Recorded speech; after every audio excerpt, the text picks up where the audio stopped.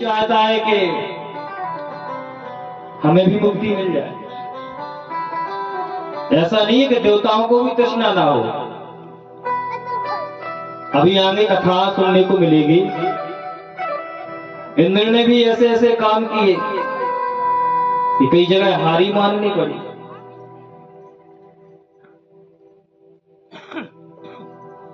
बोलिए भक्तवत्सल भगवान की जय हो।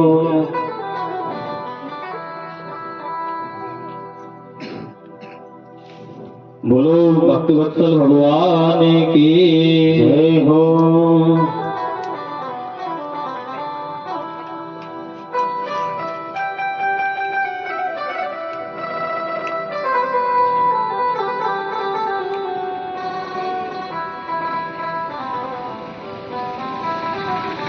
आइए कुछ भजन गुनगुनाए, इसकी आगे कथा सुनिए। अपनी वाणी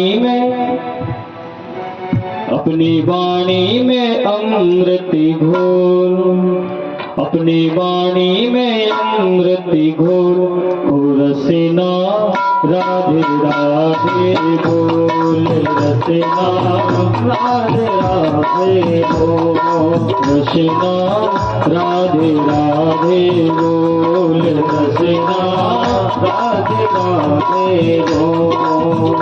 ये बोल बड़े अनमोल, ये बोल बड़े अनमोल, रसना राधे राधे बोल, रसना राधे राधे बोल। राधे राधे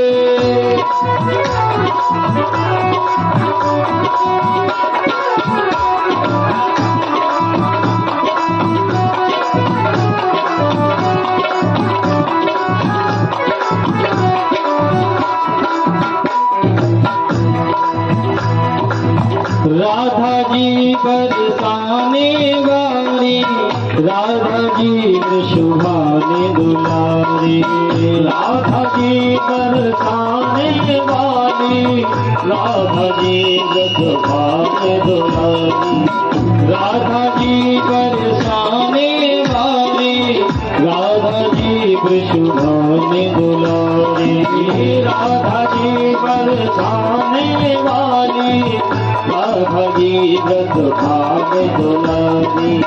दो अक्षर आधार जगत के, दो अक्षर आधार जगत के, एक अक्षर अनमोल, रसना राधे राधे बोल, रसना राधे राधे बोल। अपनी वाणी में अमृत घोल, अपनी वाणी में अमृत घोल, रसना राधे राधे बोल, रसना राधे राधे बोल। राधे राधे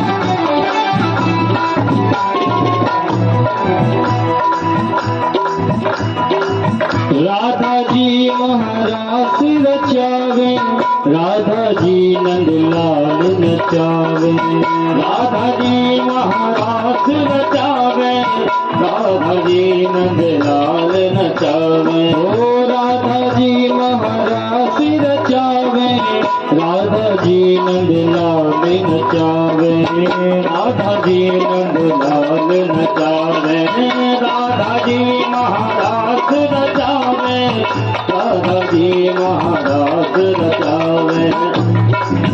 हो इस छवि को भर के नैनन में, इस छवि को भर के नैनन में, अंतर के पट खोल, रसना राधे राधे बोल, रसना राधे राधे बोल। अपनी अपनी वाणी में अमृत घोल, अपनी वाणी में अमृत घोल, रसना राधे राधे बोल, रसना राधे राधे बोल, राधे राधे।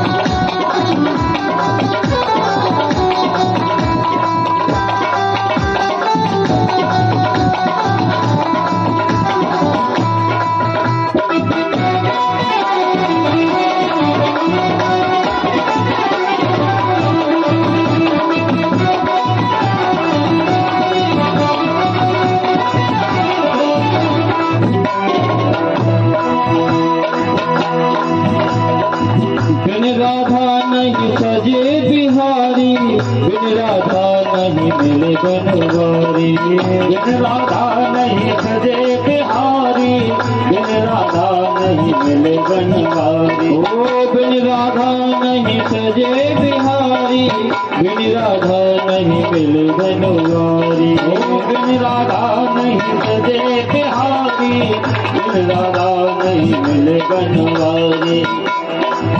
वो इनके चरण पकड़ ले नादा, इनके चरण पकड़ ले नादा, अंतर के पट खोल, रसना राधे राधे बोल, रसना राधे राधे बोल, अपनी वाणी में अमृत घोल, अपनी वाणी में अमृत घोल, रसना राधे राधे बोल, रसना राधे राधे बोल, रसना राधे राधे बोल, रसना राधे राधे बोल, रसना राधे राधे बोल, रसना राधे राधे बोल, रसना राधे राधे बोल। बोलिए राधा रानी की जय हो। सुखदेव जी कहते हैं, राजन जब इस सृष्टि की रचना हुई तो भगवान की नाभि से कमल उत्पन्न हुआ, उसमें से ब्रह्मा जी प्रकट हुए। ब्रह्मा जी ने चारों तरफ देखा, कुछ नहीं दिखाई पड़ा। ब्रह्मा जी ने प्रश्न किया, मैं कौन हूँ? जब संसार नहीं था। पहले तो ब्रह्मा जी उस कमल के द्वारा नीचे पहुंचे, कई वर्ष निकल गए, फिर ऊपर आए और चिल्लाने लगे। ब्रह्मा जी के चार मुख, चारों मुख से चारों दिशाओं में देखने लगे। तब आकाशवाणी हुई, ब्रह्मा जी तपस्या करो, जब पता चलेगा कि तुम कहां से आए। ब्रह्मा जी ने कई हजारों वर्षों तक तपस्या की, तब नारायण ने दर्शन दिए। तो नारायण ने बताया कि ब्रह्मा जी तुम्हारा जन्म हमारे नाभि से कमल के पुष्प पर हुआ है। ब्रह्मा जी ने कहा कि प्रभु बताओ, ले जाओ तुम सृष्टि रचो। तो सबसे पहले जब सृष्टि रचने लगे तो चार बालकों को प्रकट किया, जिनका नाम है सनक, सनातन, सनक, सनंदन, सनातन, सनत कुमार, चार बालक। तो ब्रह्मा जी ने कहा, बेटा एक काम करो, हमारे साथ सहयोग करो, सृष्टि रचो। तो महाराज चारों पुत्रों ने हाथ हिला दिए, बोले महाराज ये काम नहीं, बताओ। पिताजी हमें भजन करने दो। ब्रह्मा जी को बड़ा क्रोध आया, बोले बताइए, हमारे पुत्र होकर के हमारी आज्ञा का पालन नहीं कर रहे हो। हाथ जोड़े खड़े, कुछ नहीं बोल रहे। ब्रह्मा जी को क्रोध आया, श्राप दे दिया, जाओ तुम कभी बुद्धि ना हो, सदा 5 साल के बच्चे जैसे ही दिखो। कहा निकल जाओ यहाँ से। तो प्रणाम किया और चले गए और आपस में चर्चा करने लगे। बोले अच्छा रहा, हम बच्चे ही रहेंगे, वही ठीक है, हम बुद्धि कभी नहीं होंगे। जब ब्रह्मा जी ने क्रोध किया था तो ब्रह्मा जी के मस्तक से तेज निकला और रुद्राक्ष से भगवान शंकर का प्राकट हुआ। बोलो शंकर भगवान की जय हो। और महाराज भोले बाबा बच्चे के रूप में चिल्लाने लगे, रोने लगे। तो नाम रख दिया रुद्र। और भोले बाबा खड़े हो गए, बताओ। बोले ब्रह्मा जी क्या करें हम? बोले सृष्टि रचो। बोले ठीक है। तो भोले बाबा अपनी सृष्टि रचने लगे और ब्रह्मा जी अपनी सृष्टि रचने लगे। भोले बाबा ने कौन सी सृष्टि रची? भूत प्रीत पिशाच जिंद। काऊ की नाक बड़ी तो काऊ के कान छोटे, काऊ के कान बड़े तो काऊ की नाक छोटी। बड़ी भयंकर खतरनाक सृष्टि रची। और ब्रह्मा जी से कहा देखो ठीक ठाक हो रहा है काम। ब्रह्मा जी ने देखा, अरे राम राम, इतनी भयंकर सृष्टि। एक काम करो, अब तुम सृष्टि मत रचो, तुम जाओ भजन करो और जे संगे भूत प्रीत अपने साथ में ले जाओ। बोले बाबा कह रहे हम चाहते ही थे कि भजन करें बैठ के। तो इसके बाद में फिर ब्रह्मा जी के द्वारा 10 पुत्रों का जन्म हुआ। अत्रि, वशिष्ठ, भृगु आदि। ये सबसे छोटे थे नारद जी महाराज।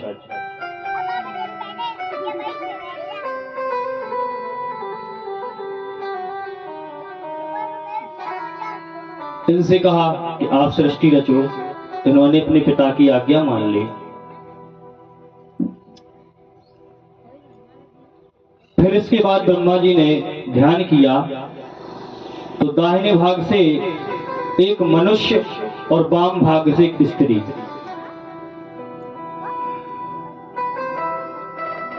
मनुष्य जो जन्म लिया उनका नाम था महाराज मनु, और जो स्त्री हुई उनका नाम था शत्रुपा। मनु ही और शत्रुपा से ही मनुष्यों की सृष्टि हुई।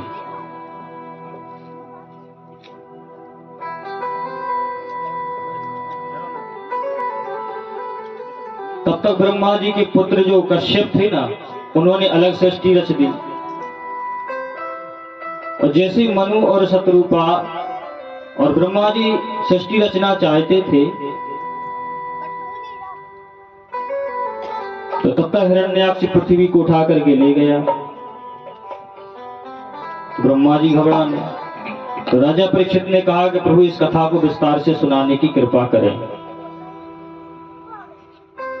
तब राजा परीक्षित को भगवान सुखदेव ने विस्तार से कथा सुनाई। एक बार महर्षि कश्यप तपस्या कर रहे थे और दिति के मन में कामेच्छा प्रकट हुई।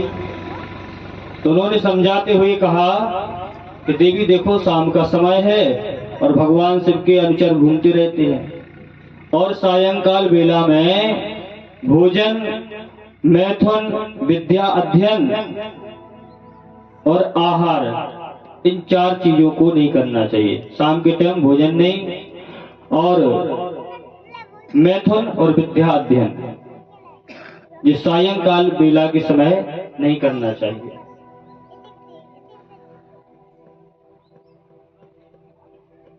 लेकिन दिति माता नहीं मानी। तो बाद में उनकी इच्छा पूर्ण की। और जब फिर इसके उपरांत में क्षमा मांगने लगे कि मुझसे अपराध तो हुआ है, और उन्होंने कहा कि तुम्हारे पुत्र दैत्य के रूप में प्रकट होंगे। तो वही पुत्र हिरण्याक्ष और हिरण्यकश्यप के रूप में आए। बोले महाराज जी कैसे आए, ये कौन थे? एक बार सनकादि ऋषियों के मन में विचार आया कि हम भगवान विष्णु के दर्शन करने को जाएं, और वैकुंठ धाम पहुंच गए। तो 6 द्वार तो पार कर गए। 7वें द्वार पर जैसे ही प्रवेश कर रहे थे कि भगवान के 2 पार्षद थे, जय और विजय, उन्होंने रोक दिया। बोले महात्मा आप नहीं जा सकते हो। बोले क्यों? बोले भगवान की आज्ञा होगी तभी जा सकते हो। तो महाराज इनको गुस्सा आ गया, क्रोधित हो गए। बोले हम ब्राह्मणों को कब से यह वैकुंठ के द्वार बंद होने लगे। और महाराज आवेश में आ गए, क्रोध भर गया, श्राप दे दिया। बोले जाओ, तुमने भगवान के दर्शन के लिए हमारे 3 क्षण बर्बाद किए हैं, इसलिए जाओ, मैं श्राप देता हूं कि 3 जन्मों तक के लिए राक्षस हो जाओ। राक्षस होने का श्राप दिया, भगवान प्रकट हुए। तो बाद में जब सनकादि मुनियों की गुस्सा शांत हुई तो कहा वरदान में कि जाओ राक्षस तो बनोगे तुम 3 जन्मों तक, लेकिन भगवान के हाथों से उद्धार होगा। इस जय विजय 3 जन्मों में कौन कौन राक्षस बने? पहले जन्म में हिरण्याक्ष और हिरण्यकश्यप, और द्वितीय जन्म में रावण और कुंभकर्ण, और तीसरे जन्म में शिशुपाल और दंतवक्र। तो भगवान नरसिंह ने और वाराही ने हिरण्याक्ष और हिरण्यकश्यप का उद्धार किया। श्री राम ने रावण और कुंभकर्ण का उद्धार किया। भगवान श्री कृष्ण ने दंतवक्र और शिशुपाल का उद्धार किया। महाराज श्राप मिला तो धीरे धीरे ये नीचे गिरने लगे और दिति माता के गर्भ में प्रवेश हो गए, और ये कई वर्षों तक गर्भ में रहे। और जब समय आया तो दोनों भाइयों का जन्म हुआ, और महाराज पर्वत के समान इनका आकार, तो ताकत इतनी कि इनकी कोई तुलना नहीं की जा सकती। तो महाराज एक दिन क्या हुआ कि हिरण्याक्ष ने उठाया गदा और युद्ध की इच्छा से निकल पड़ा। तो महाराज सबसे पहले स्वर्ग में पहुंचा, और जो गदा का प्रहार किया स्वर्ग में, तो महाराज इंद्र आदि जो देवता थे ना, सब भागते हुए नजर आए। तो महाराज स्वर्ग में जी बड़बड़ाने लगा और उल्टा सीधा इंद्र का अपमानित करते हुए लौट करके आया।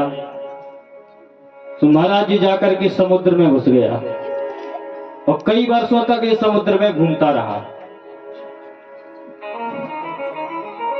और घूमते घूमते वरुण जी की नगरी में पहुंच गया,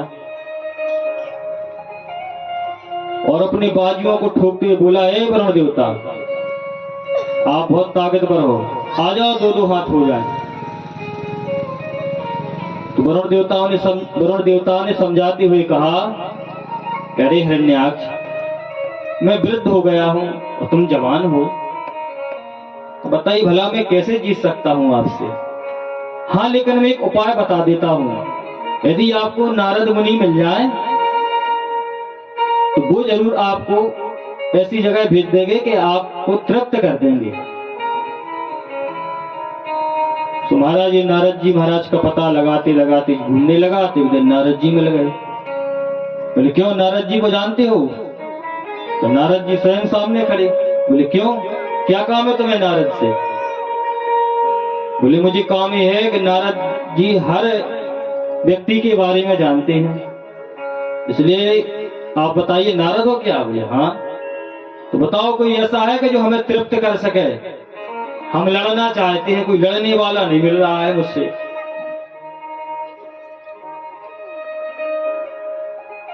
नारद जी ने कहा, चिंता मत करो, मैं लड़ने वाला भेज दूंगा तुम्हारे पास। और जब महाराज इसको लड़ने वाला कोई नहीं मिला, तो उसने क्या काम किया, इतना ताकतवर था, इतना बलशाली था कि उसने धरती को उठा लिया। धरती का रूप गेंद के आकार की तरह है, उसने धरती को उठाया और जाकर के रसातल में चला गया। और जब महाराज धरती को उठा करके ले गया तो देवता घबराने लगे, ब्रह्मा जी के पास पहुंची। बोली, महाराज ये कश्यप का पुत्र हिरण्याक्ष धरती चुरा करके ले गया।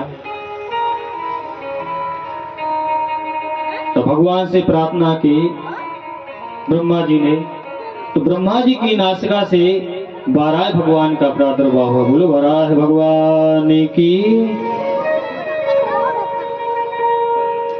और महाराज वाराह भगवान ने गदा लेकर के वही समुद्र में प्रवेश कर गए, और अपनी दाढ़ों से, जिसको खीस बोलते हैं, सूकर का रूप धारण किया था ना भगवान ने, तो अपनी दाढ़ों की नोक से पृथ्वी को रखा और ले जाने लगे।